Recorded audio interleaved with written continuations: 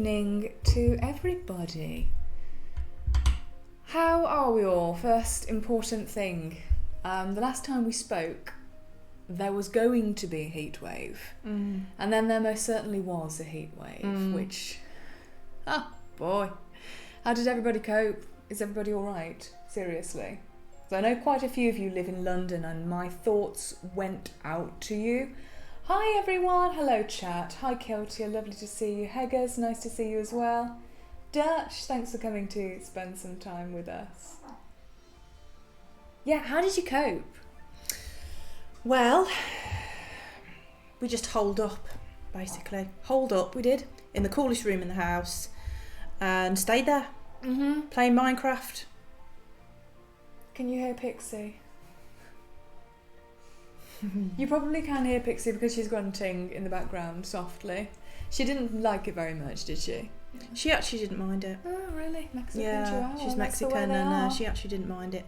In fact, we had to stop her going outside because she wanted to go outside. And we were like, no, you cannot go outside. Yeah, I discovered Prinny basking on a black brick.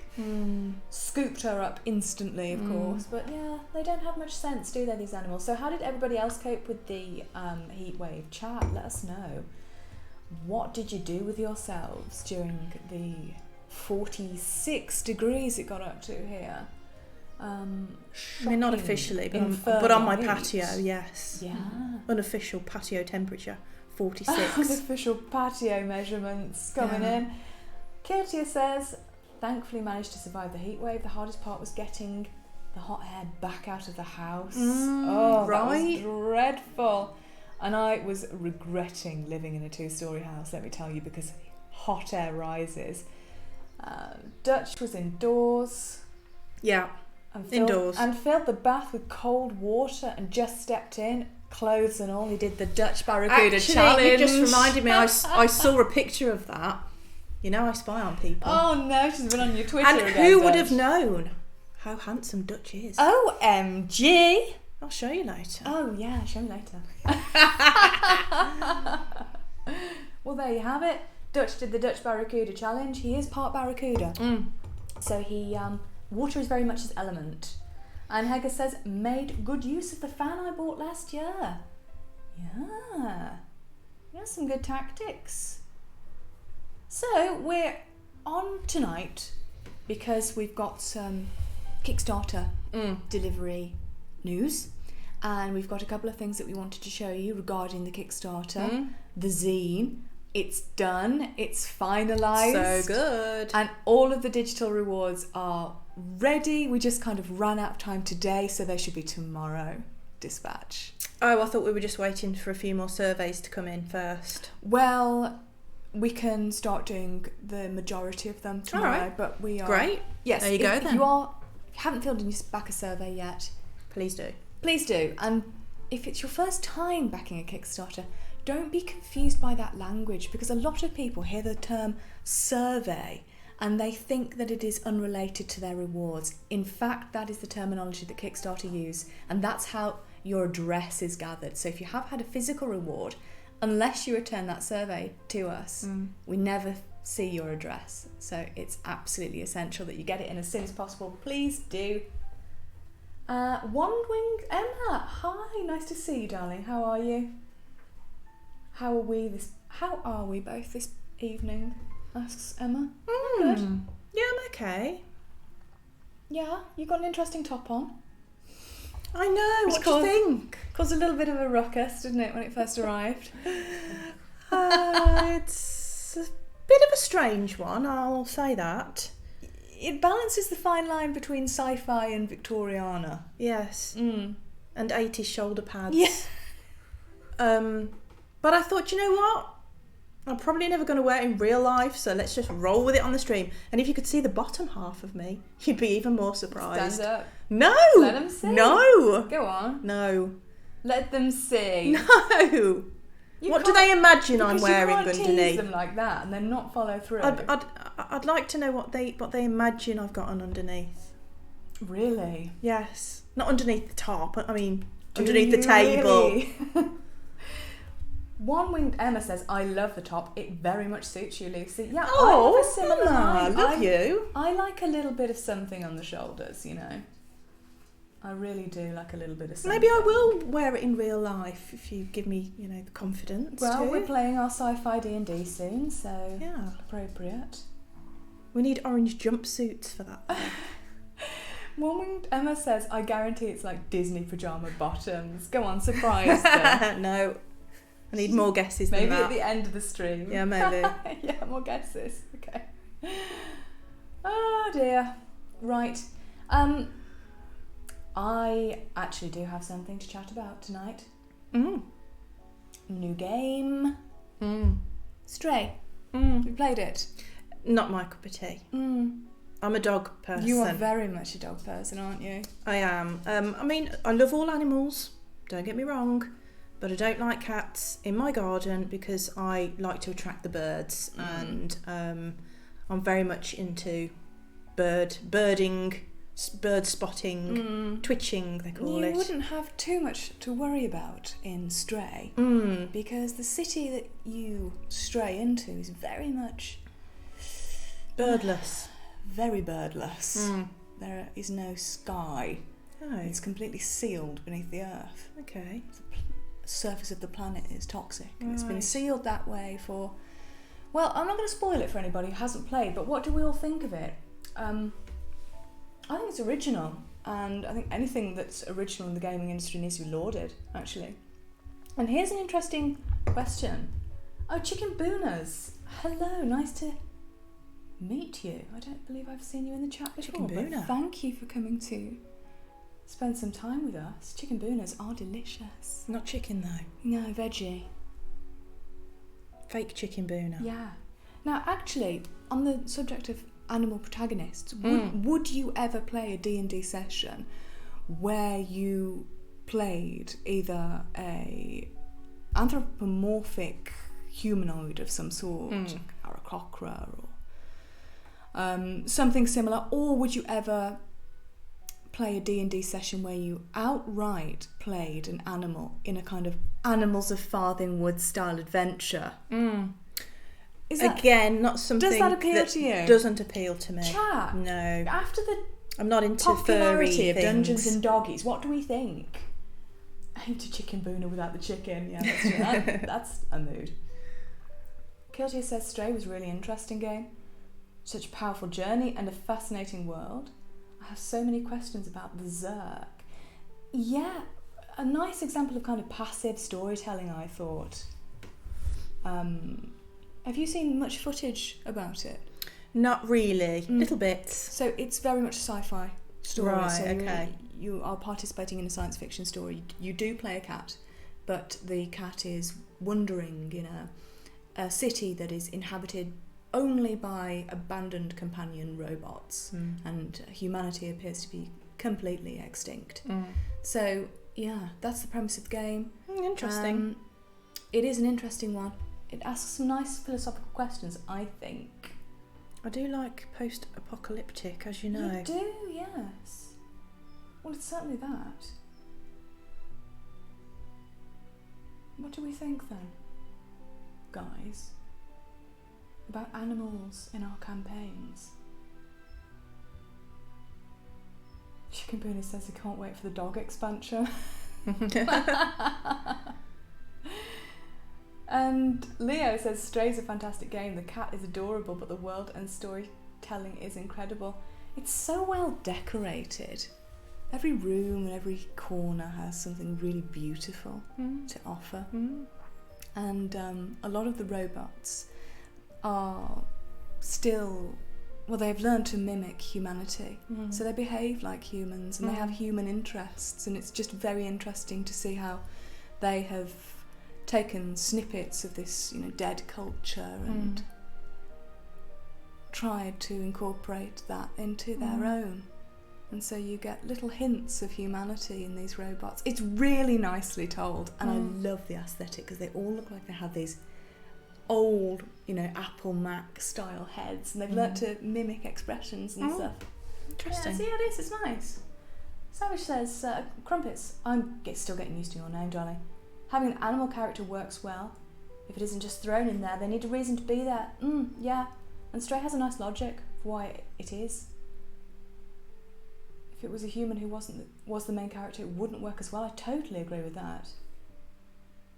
Yeah. Interesting. Well, we've had, silent protagonists for a very long time in video games, and they do allow you to kind of impose your identity onto them. Think of Gordon Freeman. So that's not particularly new, but yeah, certainly the cat protagonist is.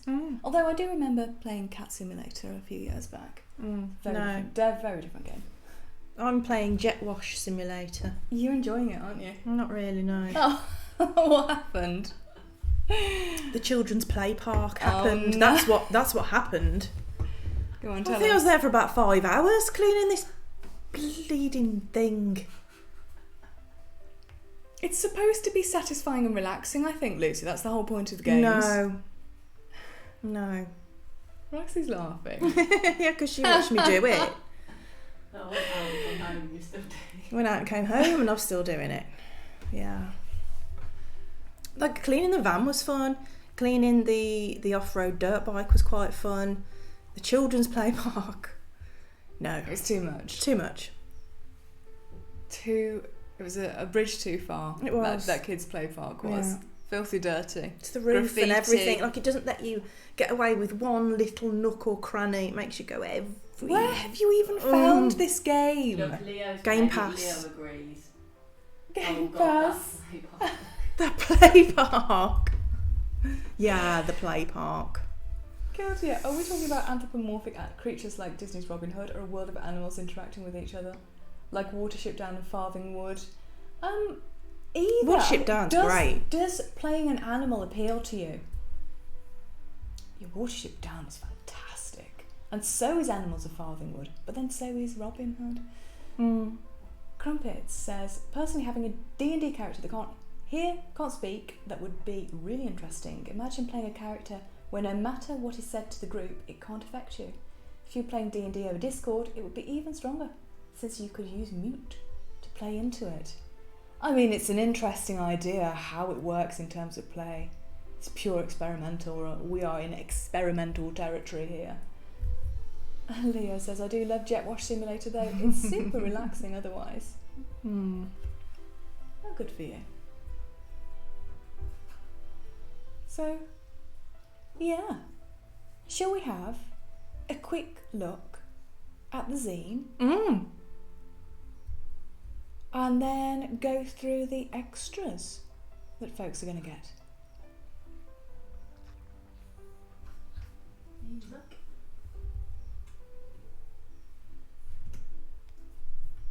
Okay. Take your party on a voyage through the Tunnel of Love, a series of cavernous crystalline chambers inhabited by a forgotten fey goddess of love. With the promise of treasure and a boon in the form of a great fairy blessing, this love and friendship themed mini adventure is certain to get hearts racing. So grab a partner and join us in the Tunnel of Love. Guilty says, oh, I love that cover. Yeah, so this is what I've been working on, everybody. This is what's been keeping Micah and I out of trouble for the past couple of weeks. It's Tunnel of Love. And it's a level 3 dungeon for 5e. Now, if you've backed our Kickstarter, Play It Proud, you'll all be receiving a digital copy of this, no matter what tier you've backed on. You may have also ordered a physical copy.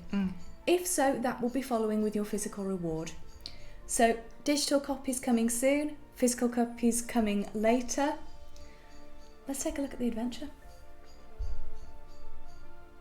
Who likes the illustration? That's the main point, isn't it? Beautiful. Thank you. Yeah, so the premise is the foothills north of the port of Westsun are unremarkable during the day. Ancient cobblestone paths and ruined marble structures serving as memorials to a long-forgotten elven civilization. But at night, if souls pure of heart and deed should wander amid the derelict structures and spring pines, they may find themselves drawn to the glow of ancient fairy lights around the Ludicite cavern. A canal runs through the limestone moor, and the passage, ordinarily impassable and wreathed by crystalline thorns, shimmers enticingly to the promised treasure within. Forgotten to mortals is the legend of this magical place, of the fae who resides within, and delights in, and generously rewards the purest love. But no ordinary affection is deserving of such a boon.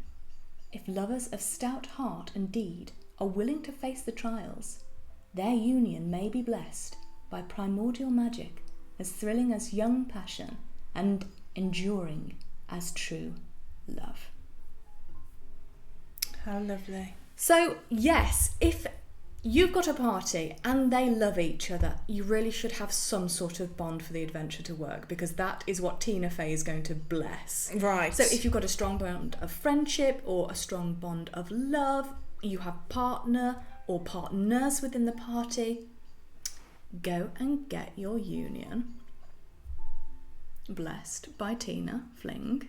If you dare.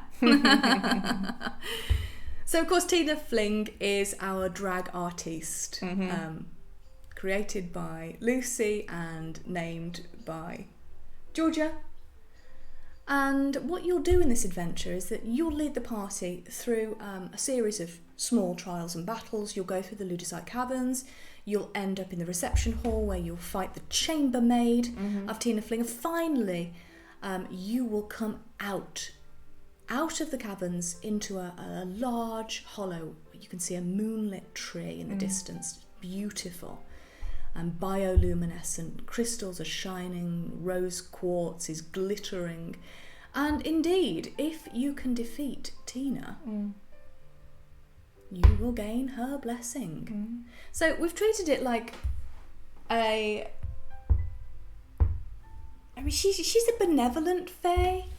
But there has to be a boss. But there's got to be trials, and it's got to be a little bit hard. And she's got to test you to find out if you're worthy or not.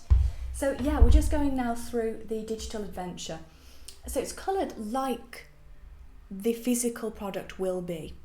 If you recall, when I first conceived of this adventure, I wanted to do a zine, but I wanted to do a zine that used different colour paper, different coloured Kaleido stock. So that... Well, considering it was for Pride as well. Absolutely. So that's carried through into the digital product there. And I've chosen a kind of first edition style, which is a style that I really, really like. So everything's black and white. Everything is neatly arranged.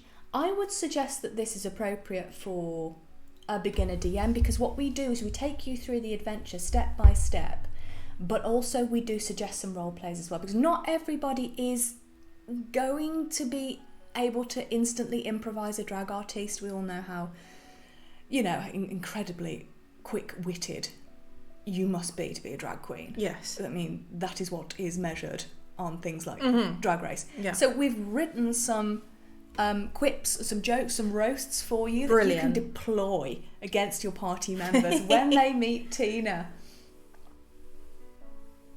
Roxy's just showing the shadowed lake there.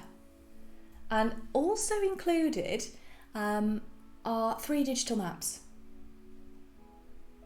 So they are towards the end of the zine. They're printed, but you can go onto GameTea and you can download the full resolution map, which will, slot into anything like Tabletop Foundry or Roll20, whatever you're using at the time. Fabulous. Yes. I love that drag queen, by the way, that you've illustrated. Yes. Let's have a look. Can we have a look at her? Yeah, let's have a look at Tina.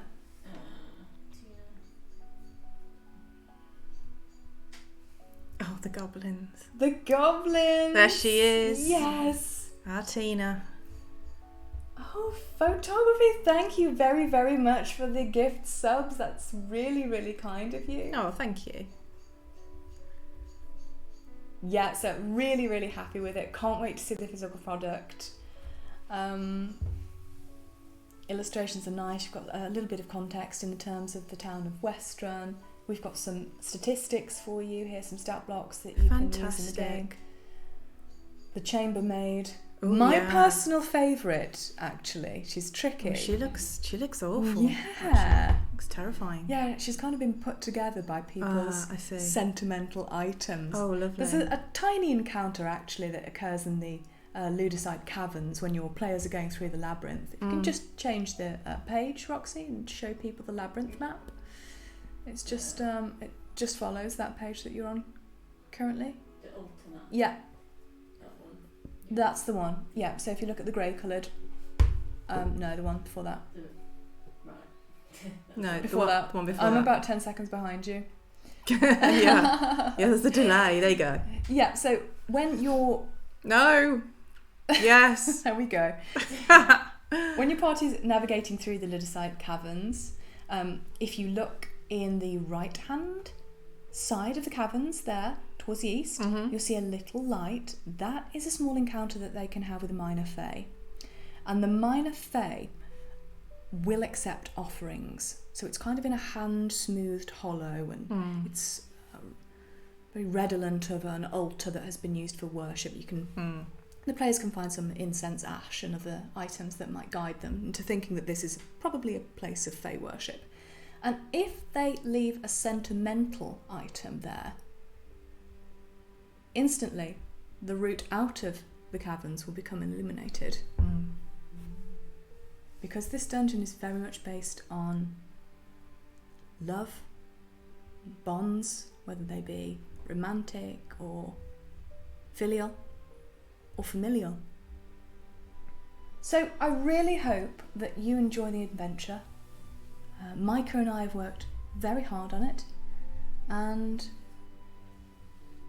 there is everything that you will need to play, apart from tokens. And they're coming next. So everybody... We don't do things by halves at GameTea. I like to offer a complete experience. You know, we always like to give you extras that we didn't mention in the original campaign. We love treating our supporters. I do, yeah. And making sure that they can have, a comprehensive, easy, kind of one-stop gaming session as well. Of course, if you do eventually run this around the table, you'll have Tina Fling's physical 3D print to throw against your players. Roxy, can we have a look at tokens, please? Certainly can. Thank you.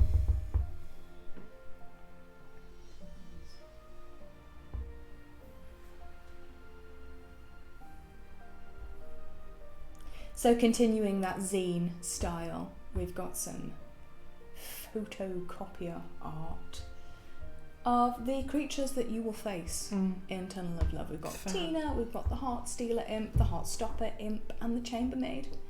So combine those with the maps and you'll have something that is quite aesthetically unusual for a game of D&D.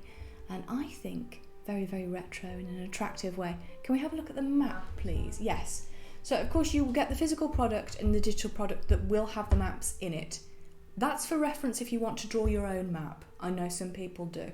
But if you prefer to just download the map, it's also included in the digital package. So that's an example of the Ludicide Caverns that you've just seen.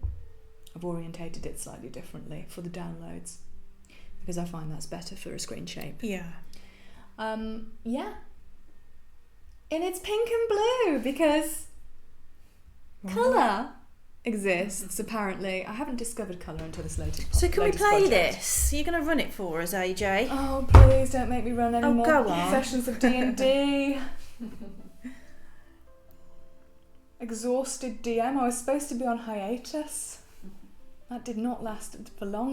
You don't want to be on hiatus any turned longer. Into science fiction D&D, didn't it? I love it. Exactly. Run the game, stream it. That's a great idea, Dutch. Kilty, and you've got a little special thanks in the back as well for helping us name Tina Fling. Haley says, are those able to be printed the correct size? Yeah, they're all PDF, so they're pre-configured. You can also use them on virtual tabletops. Go ahead and enjoy it. Or just collect it. Because, you know, it's a nice collectible as well. And there is a big culture out there for zine collecting and zine swapping. Yeah. So, yeah, when we've got the physical product here, I'll be sure to show you that as well. It's going to look slightly different because the colours of the Kaleido stock are, they are brighter. I've chosen pastel for the digital version because it's slightly easier on the eye. Yeah. So, yeah, you'll get the true rainbow experience if you bought the physical. It's going to be great. Honestly, I can't wait. Yeah, really, really excited. Really so good. all of that is going out tomorrow, hopefully, barring no last minute kind of technical hitches.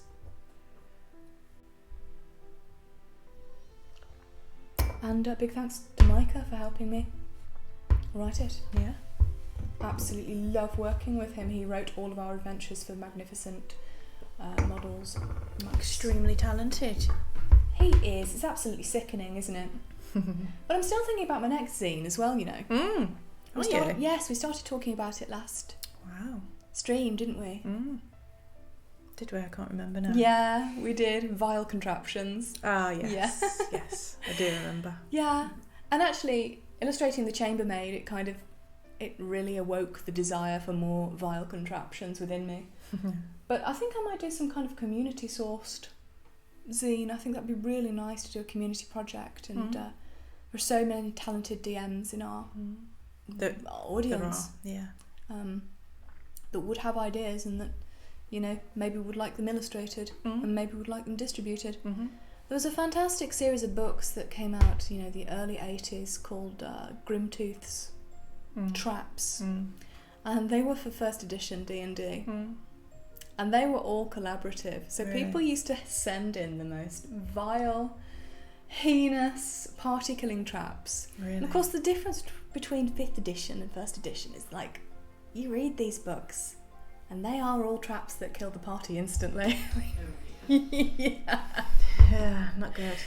Yeah, and that's the difference between 1st edition and 5th edition. Nowadays, we don't like killing our characters, do we? No. It's all about the role play and about, you know, an ongoing narrative with a single character. Back then, it was like, yeah, that wizard is disposable. Get him down an oubliette.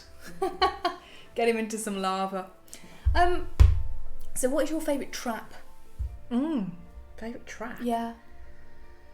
I mean, you mentioned oubliette. It's a very good one. I don't know. I'd have to have a think. Lava. That's probably my least favourite trap Think because to I it- fall into it constantly on Minecraft. Spikes in Tomb Raider. No, not You not hated nice. those. Not nice either. The big stone ball Yeah, horrible. down a slope. Classic. Into really. a trap. Mhm. Onto the spikes. Yeah. If you don't jump properly. It's very much a Tomb Raider Master. thing, isn't it? Yeah. Dutch says it's not a party till it's a total party kill. Oh dear. Yeah, try this one. Any DMs want to do something really vicious? Yeah. I read this in Grimtooth's, Did you? but I'm going to adapt it so you're not all instantly dead. Okay. So, what you want to do is put your treasure, right? Whatever. Room. Treasure. Whole floor covered with golden coins. Treasure in the middle. They step out onto what they think is a floor, covered in golden coins. It's glass that can only bear the weight of the treasure and the golden coins. Yeah, so they step out onto it. Instantly that glass shatters. And a cascade of broken glass, golden coins, treasure follows them downwards down the pit. It's pretty. I mean, they might not pretty die. bad. Pretty bad. They might not die, right? I mean, are we talking? Ice Are we or talking ice? real traps or fake traps here? Well, I hope that you haven't come across many real traps. I did read about one actually the other day. Oh. They used to, it's not really a trap, but it's a way of executing somebody, Oh, yikes. and it's one of the worst deaths imaginable apparently. So they used to take you out into like a bog, I suppose, a boggy sort of swampy area and bury you up to like your neck. And then they used to just leave you there. But they used to bring you food and water. No. Yeah, so that you would just be like slowly eaten and infected to death. But they keep you alive by feeding you. So tossing you a cake or something. So it literally prolonged it, and some people were in this bog for like 2 weeks before they were eaten and killed. So that was pretty bad, actually. And that's a real thing, because that's what I said. That's not very nice, is it?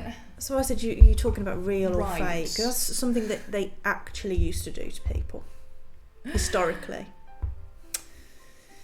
Do you know what? After like 45 minutes in the bath, my fingers. Yeah, imagine that, but for 2 weeks, being kept alive, Wouldn't be nice. nibbled at by little Oh, don't! nibbly things. Oh God, if it was an earwig. No. Nibbly things. Don't. Yeah. Right, what's everybody's favourite trap? Dutch says nothing beats a good mimic chest. Hayley, Indiana Jones running from the giant rock type trap. Love it. Photography says LARP was the same. I ended up assisting in the deaths of multiple characters. So he was the trap.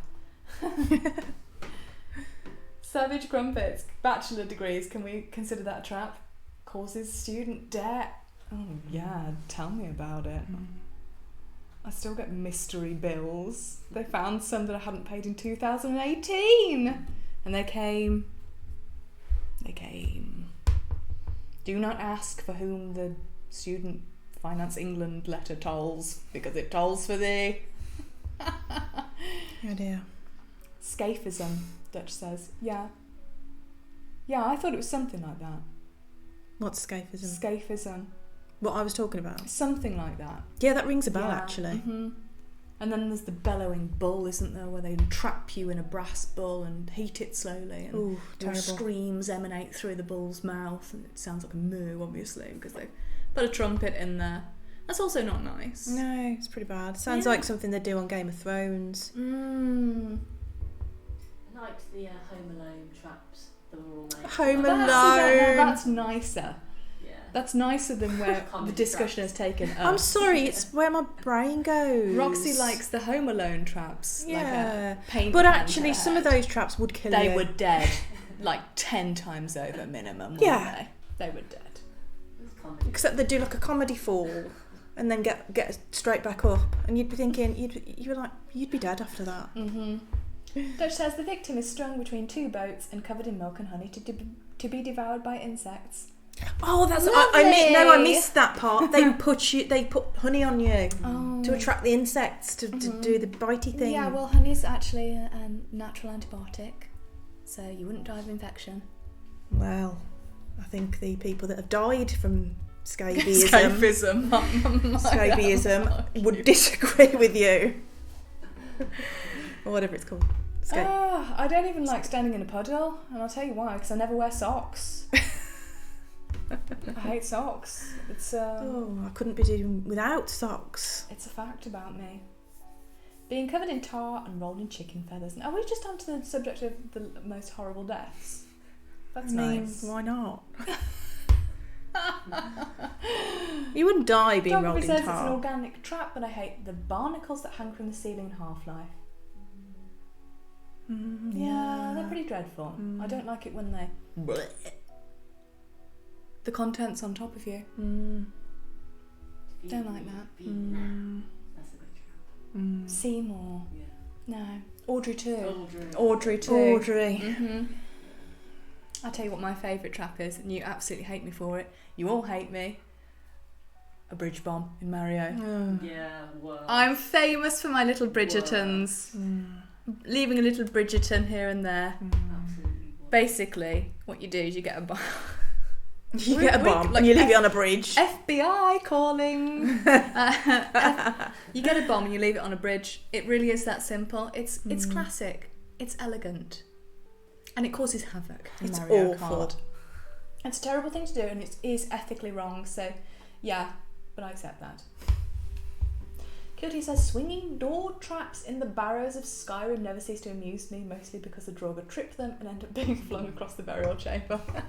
Yes. Yeah, good one. Yeah, and we've all seen videos from Oblivion of the pressure plates just, triggering on an ally and boom, straight into the ceiling. Goodbye. Gaz, hi, nice to see you. Gaz is going to tell us his favourite trap. What is it? Have a guess. It's the traps in the original Prince of Persia game from the 90s. They were pretty bad, actually. Mm-hmm.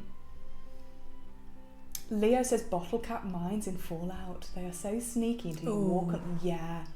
They're lethal, they are. 300 damage, boom. I know, and I'm so paranoid in Fallout. All I can do is I walk around just triggering VATs every 5 seconds just to make sure there's no step on a mine, Kiltia says, I can see why it'd be annoying. Thankfully, I'm never near them when they do it. They can be used in a very amusing way as well, though, can't they? The bottle cap mines. Mm-hmm. Oh. They're one of my favourite weapons to use against enemies. Mm-hmm. Kiltia says those were brutal, especially if you miscalculated your jump by a hair. Well, yes, back in the days of the Genesis and the Mega Drive. You think Dark Souls was bad? Right. Try DuckTales. Try DuckTales on the Mega Drive. And try Lion King on the Master System. Try Jurassic Park. Oh my god, on the PS1. God, it was hard, wasn't it? Do you know that was cruel? It was so basically hard. Give a child that game. Yeah. It's child cruelty. Because you're like Jurassic we were stuck Park, on the compsognathus comps level forever. A decade, I'd say. I'd probably still be stuck on it now. Do you know what you had to do, Roxy? Run through really, really fast, which Lucy and I never knew. The slower, is that what you had to do? slower you were as a predator, your eye would stay green forever, rendering you weak. But if you ran through quickly and with maximum lethality, your eye would go red. Well, there was no Googling the answers in those. There was no Google. Googling the answers. We had telephone lines. Thanks. £10 a minute. £10 a minute. Photography says the traps in the original Prince of Persia were scary. They were also sudden. And as a child, it was really gory. Yeah. Yeah, it was. God, we've been through some stuff, haven't we? We're like the veterans of gaming tonight. Recounting our war memories. Try the Sinclair ZX Spectrum if you think Jurassic Park was hard. What do you remember when we did our stream about urban legends? The graphics are quite terrifying, actually. So hard. Of early Amiga and Spectrum consoles. There's something about that simple pixel and it can be really scary. Strange screaming noise that emanated from the console that was supposed to be, I don't know, like a vocoder or something. I used to like, the little scary. text adventures on the Spectrum. Yeah. You could never really get past. Yeah, the third screen. And actually, Fighting Fantasy. If anybody's ever read a Fighting Fantasy Choose Your Own Adventure book, really, really hard as well. Really hard. My friend actually streams those adventures. She runs through them, and you can just die at the slightest. Roxy played some at Christmas, and she played them properly. Not holding the page and because I used to read them as a child, but I never used to do the dice thing. I used to just hold the page, and if it said "you are dead," I used to just go back. But Roxy played it properly at Christmas. She did it. Really good. Well done, Roxy. It was hard, yeah. It's hard. It's good though. Satisfying. The days before Google, says Leo. I personally feel with the hardcore years of gaming, I still avoid Googling answers unless I really have to, because I'm stubborn and grew up without Googling game answers, especially puzzles. Yeah, I had to Google something the other day, actually, and I ended up on the really ancient game FAQs forums, and it was a question regarding Roller Coaster Tycoon 3. And it was about how do I control the sunburn of my guests in the park. And nobody had a clue. It's the biggest gaming mystery going, apparently. Sunburn in the parks. Oh, I was playing the new Sim City. I forget what it's called now. It's kind of the newest one. and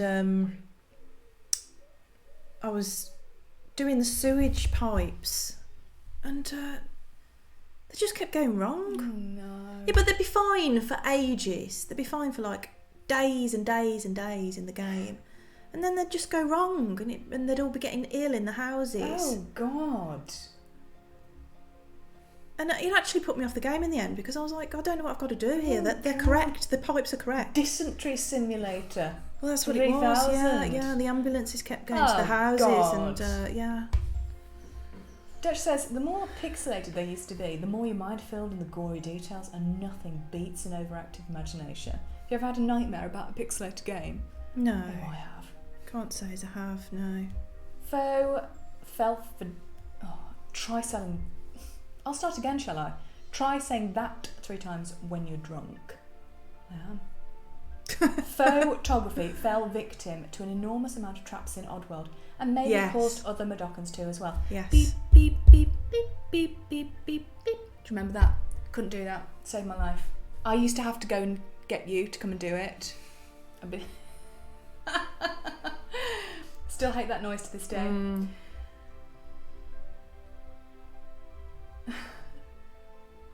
GameTea says, I like reading the fighting fantasy too, Lucy.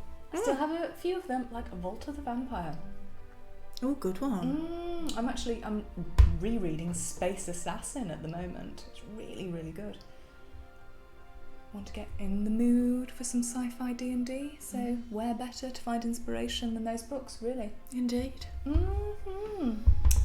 Right.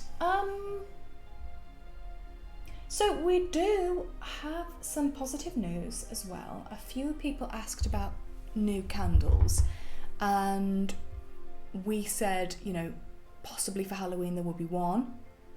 It looks like now they're going to be 2. Yeah, we've been 2, doing baby. some work, and we found some fragrances that we really, really like. So that'll be nice. And there's also been a little bit of discussion this week about bringing back a classic GameTea product, the Tri-Flame candle. Correct. Which is the large scale candle. It's about that big and it has 3 wicks. And we always used to do that for Hyrulean Forest, We did. if you recall, because it suits the candle. But we may do it for Horseman's Head. Yes. What does everybody think of that? Now, if you're not aware, Horseman's Head is our classic Halloween candle. It sells out every year. It's available in a large size. But having 3 wicks, there's something really nice about a candle with 3 wicks. And they are incredible at Spooky. fragrancing a space as well. Leo just shouted, yes! Haley says that would be so nice. Yay, more candles. What do you guys think about like a little 3-pack of candles? So they come in a pack. Maybe it could be Christmas themed or autumn themed or summer themed, and maybe they're a little bit smaller, and maybe they're made of glass. Maybe they come in a little box. What do you think? What do you think about that? Dutch says a multi-pack would be very good. It I'm allows us to I'm kind thinking of tailor down that line. Yeah, it allows us to tailor the scents as well. Yeah. That we know Go pair well together. together. Because of course, when you're a customer and you're buying candles on the website, if you haven't smelled them, it is difficult to find fragrances that are going to harmonise. Well, we work with these candles every single day, and we know what works nicely together. So having a 3 set of complementary fragrances, sort of like the narrative candles that are designed to work together, things like the Mermaid's Kiss and the Captain's Fate are designed to burn together to give you that synchronized fragrance. That sounded good. Write that down. A 3-pack could do the same. So yeah, that's a nice All right, idea. I'll work on that then, guys. Yeah. There is also something that one of our craftspeople came to us with this week as well. As I mentioned, we have a cushion manufacturer that we work with now. Fantastic quality, incredible. The comments this week about these cushions, because they went out on a newsletter, the comments have been incredible, been remarkable. People are thrilled with the quality, and they really are top-notch cushions. We are great cushion lovers. You know, we're sitting on chairs that have got tapestry made in Flanders. We're fabric people. You have to be in the garment industry. So we wanted a cushion that was of optimal quality, and it really, really is. But my manufacturer has come to me this week and said, we could make a circular cushion. And I had to restrain myself from emailing straight back with artwork. So what does everybody think about a circular cushion? What would you put on a circular cushion? Something circular. Oh, I have some ideas, let me tell you. Round. Yes, round. Ah, Dutch has a nice idea. The smells of a fire at the tavern, mossy nature sense of the woods, etc. Yeah, a whole adventure.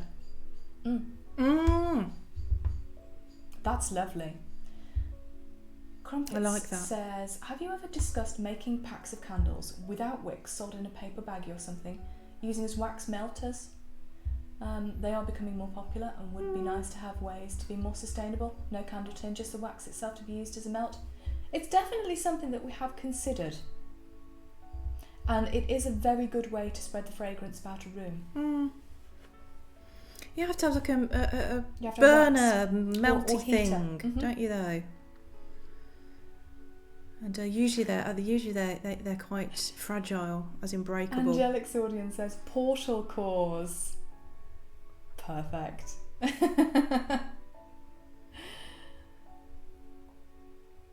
Leo says you could make round cushions and they could be paladin shields. Yeah, I thought about that. Shields is a really good one. Or at least something that is, reminiscent of a shield. So you might have like a group of animals running in a perfect circle.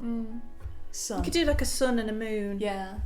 Well, that's a motif that I love. +1 for wax melts, says Gaz.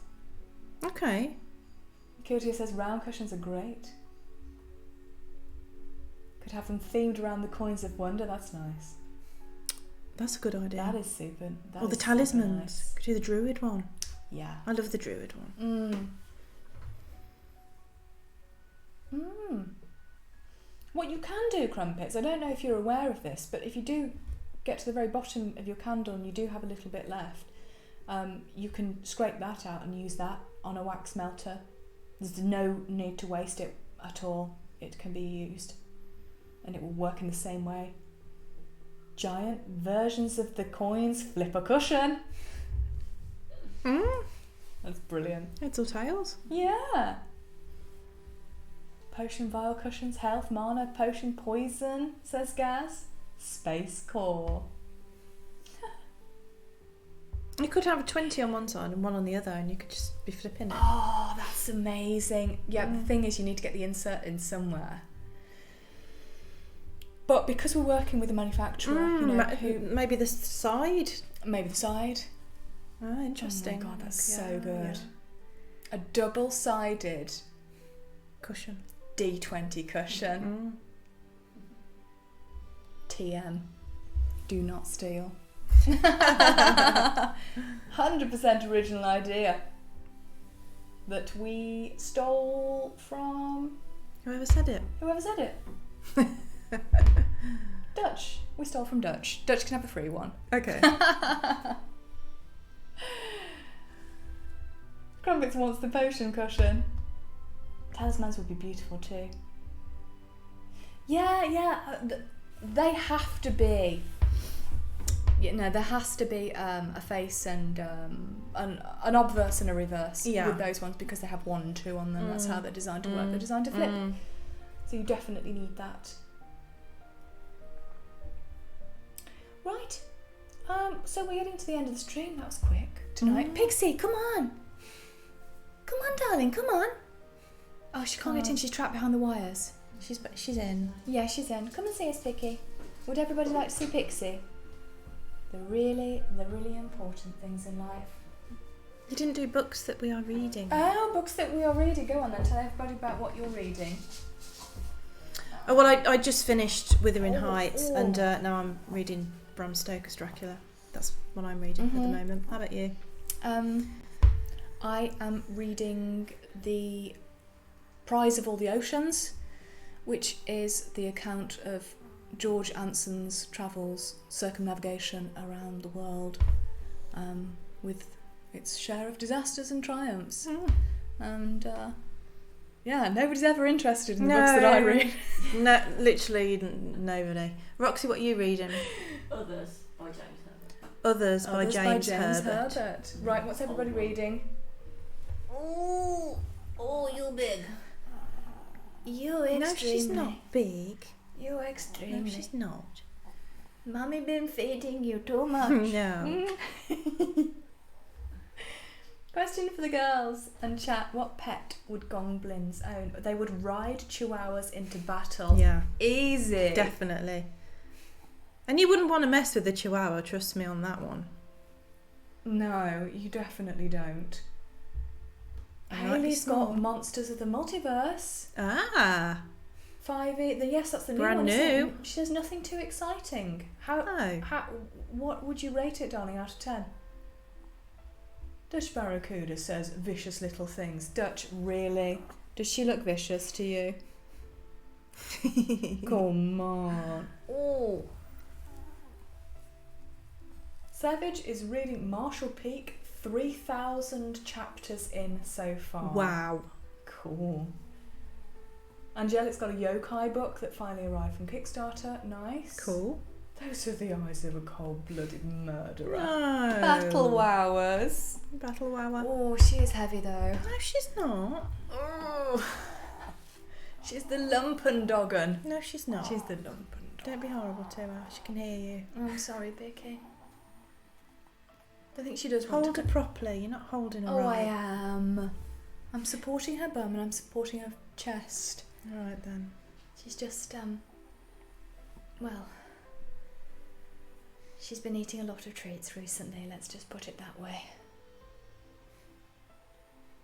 4 yokai books arrive from Kickstarter. As for books, I'm patiently waiting for Spelljammer in a couple of weeks. Yes, Dutch, at last. Ships, at last. For me. No. Ships. No. Yay. We can all recreate George Anson's circumnavigation of the globe. No thanks. You sure? Can't I tempt you? I'm sure. With the father of the British Navy? No. Oh, yes, but you like his house, don't you? Yes. We get sugar a lot. Do you want to see what I'm wearing? What did anyone guess what I was wearing underneath it? It's all the lemon chicken. It said something blue. Something. Crumpet Yes. says something blue. Something blue. She's right. It's crumpets.